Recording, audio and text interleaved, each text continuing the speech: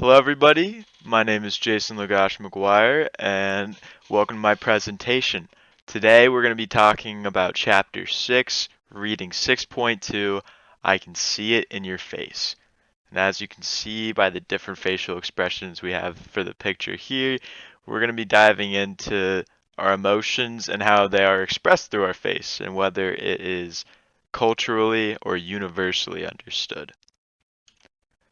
Now, for the study citation, the study being the one that my chapter and reading was written on, it was done by Dr. Ekman and Dr. Friesen, and it was called Constants Across Cultures in the Face and Emotion.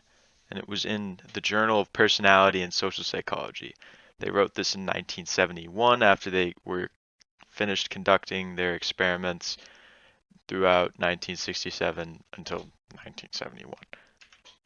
So, some of the background. Think about facial expressions, happiness, sadness, those things that we express our emotions through in terms of facial expressions. We show our angry face by making a frown, our happy face by smiling. This study was to research whether that was universally understood throughout the world or if it was a cultural thing. For example, in terms of media, Western media had spread rapidly throughout international waters, and as a result, people were not sure, i.e., or for example, the people that conducted the study, Dr. Ekman and Friesen, they were unsure of whether people understood each other's facial expressions and emotions through that simply because they had actually watched all that media and been exposed to Western culture or Eastern culture through that, or if we universally understood one another based on biological understanding and genetic ideas and components that allow us to identify those emotions through those facial expressions. So they needed to go into very vast different cultures throughout the world that were not exposed to any of this media in order to confirm their suspicions or deny them. And so they went to New Guinea and they found the people of four that were in Okapa. Now, what did they do here? We're going to find that out in the next slide. This is Paul Ekman, the one of the doctors that conducted the study, and he can tell us what he did there and how it was like.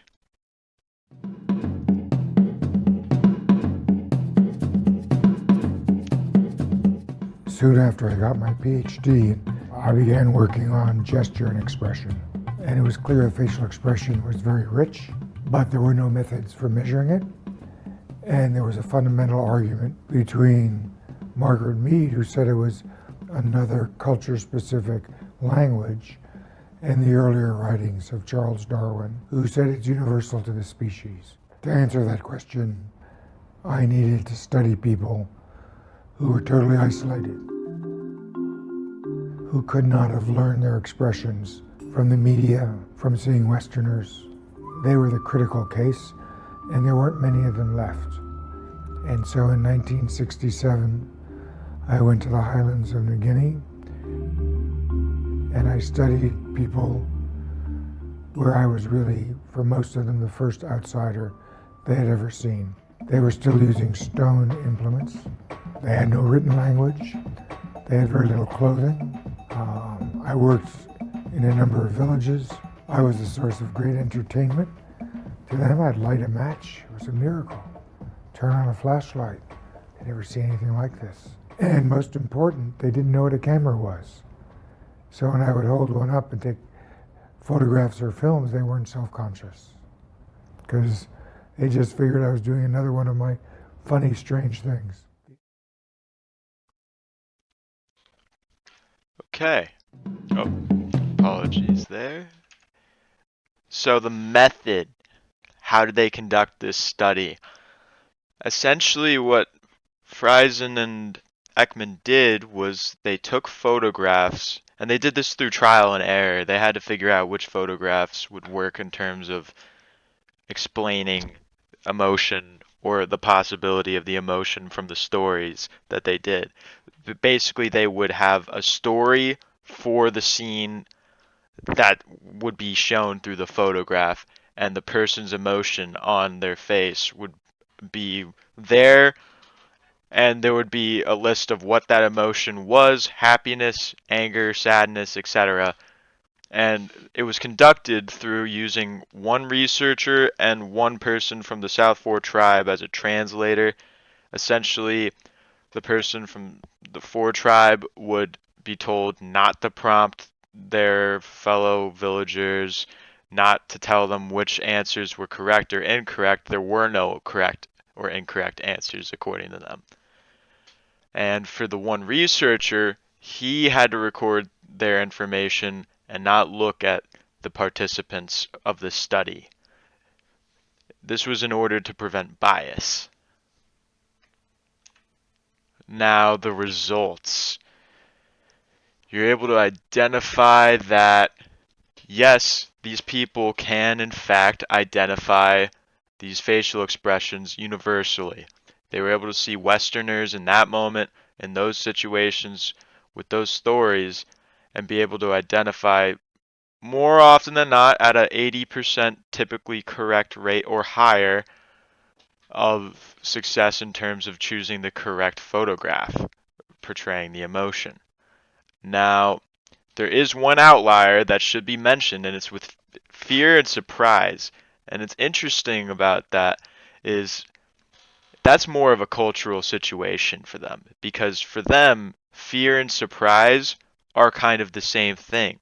Like when they would be attacked by other or people from another village, or a lion, or that's an extravagant example. I'm not sure if they were actually attacked by lions, but they were often attacked by predators, and for them, fear and surprise was the same. So that's why they had such difficulty identifying the difference there. But otherwise, everything was pretty much easily identifiable and able to be shown to both. And what was interesting was that the children all actually did generally better than the adults, especially with the fear and surprise aspect. They had no issues in that regard. Maybe perhaps because they hadn't been exposed to such dangers yet. That's a mystery to find out. So, discussion, critique, and further research. So the research is pretty conclusive with the results.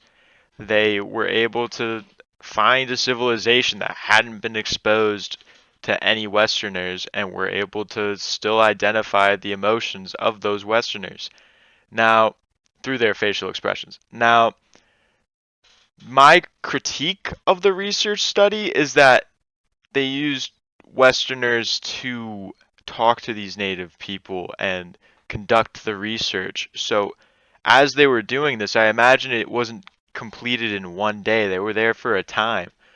So these people were getting to know this or these Westerners and were able to start identifying those emotions and facial expressions through just being around them and communicating with one another. Even if it was through a translator, they could still pick up on it. And that's my personal critique, is maybe they could have conducted it in a way that would be less identifiable, but that's my only critique I have. And then for the further research, they conducted further research. When they got back to the States, they actually conducted research on the students there and used pictures of the people from this tribe to identify and see whether the students in America could identify their emotions and see, based on the stories, whether they were able to correctly or universally understand their emotions through their facial expressions, or if it was a cultural thing. And the results were the same in terms of students in America were able to correctly identify the people of four's emotions based on their facial expressions. And these are the citations I took. I used the textbook from Pearson. I used the Paul Ekman website, and I found the YouTube video that was on that website and provided the link for that as well. All right, thank you guys so much for tuning into my presentation, and I hope you all have a fantastic rest of your day.